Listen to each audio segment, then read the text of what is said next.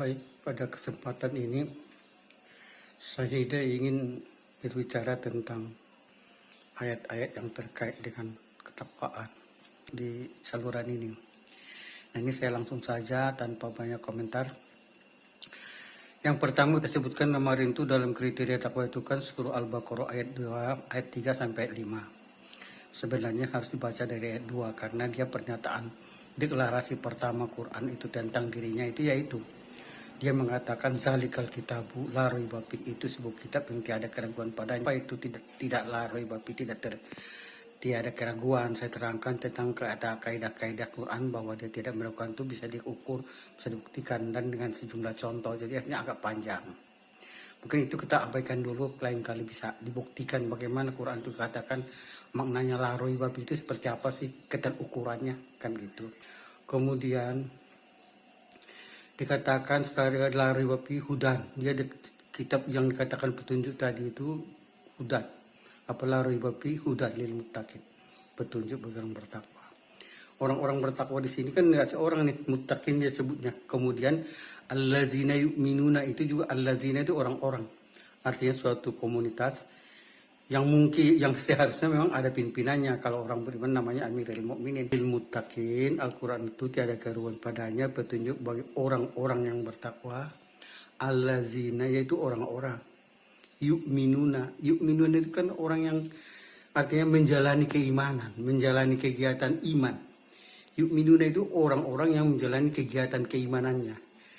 Dengan apa? Dengan goib. Jadi mereka itu, ya saya juga nggak mau dulu ini nggak cerita panjang lebar tentang goib ini, karena yang jelas pasti ada maksudnya. Kenapa nggak ilal goib, kenapa bil goib, pasti karena kita ingat ya di dalam ayat lain dikatakan wala tajahar bisolatika wala tukhfit biha wabtaghi baina zalika sabila. Jangan kau jaharkan solatmu, wala tukhfit biha, jangan pulang kau sembunyikan, wabtaghi baina zalika sabila, carilah jalan tengah di antara dua kondisi itu. Jadi kenapa ada dilarang wala tajahar bisolatika, jangan kau jaharkan sholatmu. Lazimnya jahar itu kan biasanya kan dinyaringkan gitu ya, padahal ya nantilah. Lalu dikatakan bahwa yu'minuna bil ghaib, beriman dengan gaib.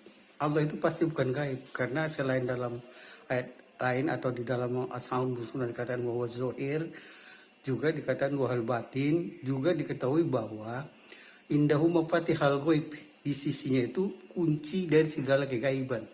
Artinya dia sendiri bukan kegaiban, karena dia yang pegang kuncinya. Mafatih itu kan alat buka. Jadi artinya al ghaib itu al makhlukun, bukan khaliqun, sesuatu yang diciptakan bukan pencipta. Oleh karena dia ada di dalam kuasa penciptanya. Itu makanya dia mafatihal ghaib itu ada indallah. Jadi jangan salah mengalamatkan gaib itu Allah. Ya bahasa sehari-hari gaib itu artinya nggak hadir, itu gaib memang. Misalkan absen di sekolah, oh, Budi misalkan nggak ada sekolah, gaib, maksudnya nggak nampak, nggak ada kan gitu. Nah itu sebenarnya yu'minuna dengan gaibnya itu suatu hal yang sangat serius sekali korelasinya. Orang-orang dalam rangka yu'minuna menjalankan keimanannya itu bil ghaib, dia berarti memiliki strategi, memiliki cara dalam menjalankan keimanannya itu loh. Wa yuqimunas shalah, menegakkan sholat. Itu poin kedua dari pilar kedua dari ketakwaan itu, menegakkan sholat. Kalau dia menegakkan sholat artinya dia sudah punya sholat. Kenapa? Karena orang yang menegakkan sholat itu kalau belum punya nggak ada yang bisa dia tegakkan. Karena dua hal yang sangat berbeda antara sholatlah atau fasolli li rabbika misalnya, sholatlah untuk Tuhanmu, beda dengan aqimus sholah. Nah, kalau sholli itu produknya itu sholat itu sendiri. Kalau aqimus sholah itu adalah menegakkan yang telah kau dapat dalam sholatmu itu. Misalkan fasolli li rabbika, sholatlah untuk Tuhanmu. Ketika kau jalankan itu, maka yang hasilnya itu kau punya sholat. Nah, sholat yang kau punya itulah yang aqimus sholah, yang harus ditegakkan. Nah, dalam surah Al-Baqarah ini yang dikatakan kriteria takwa itu, mereka itu juga menegakkan sholat. Artinya mereka itu sudah punya sholatnya, lalu mereka tegakkan. Kemudian Wa mimma razaqnahum yunfikun, dari apa yang direzekikan. Direzekikan itu artinya sudah diberi. Yang sudah diberi yunfikun. Jadi mereka tidak melanggar ayat yang mengatakan wala tumfiku amfiku mimma kuntum mustakhlafin. Kan dikatakan wa mimma, dan dari apa yang razaqnahum yang sudah diberi kepada mereka yunfikun, mereka belanjakan. Mereka enggak menjalankan yang punya, artinya mereka enggak membelanjakan, enggak menginfakkan yang bukan mereka punya. Kenapa? Di ayat lain dikatakan dilarang orang menginfakkan, membelanjakan yang bukan punya dia, yang bukan dikuasai, mustakhlafin nabi. Itu artinya apa? Pasti menjadi orang yang berbeban, terhina. Kenapa? Berhutang.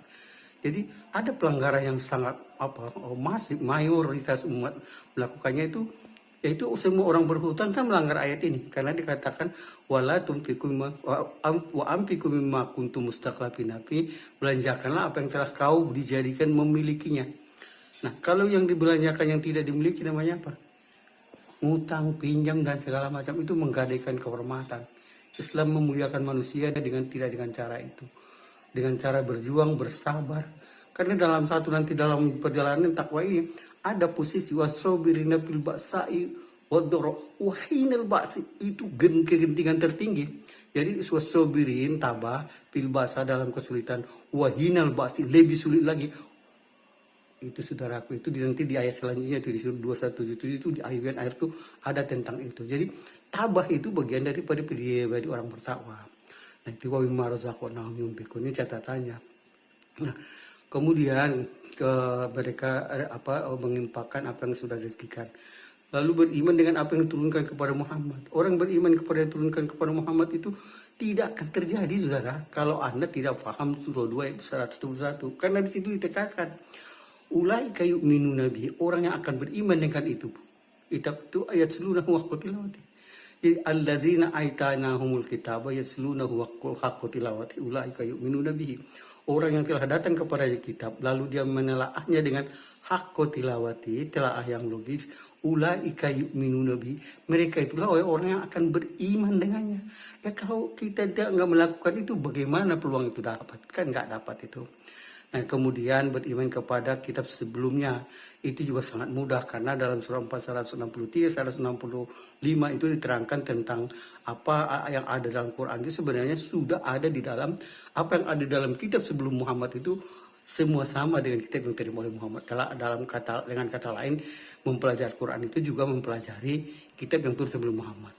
Satu lagi, wabil akhirati hum yuqinun, mereka yakin dengan hari akhir. Itu prinsip takwanya, saudara. Jadi itu kalau tidak ada 6 poin baru dikatakan ulaika yu'minuna, ulaika ala hudam mir rabbihim, itulah orang yang ada dalam petunjuk Tuhan mereka, ulaika muflihun, mereka itu orang berjaya. Nah gitu, saudara. Jadi tahap itu dulu, kita tidak lebih daripada 10 menit dulu. Terima kasih, nanti kita lanjutkan.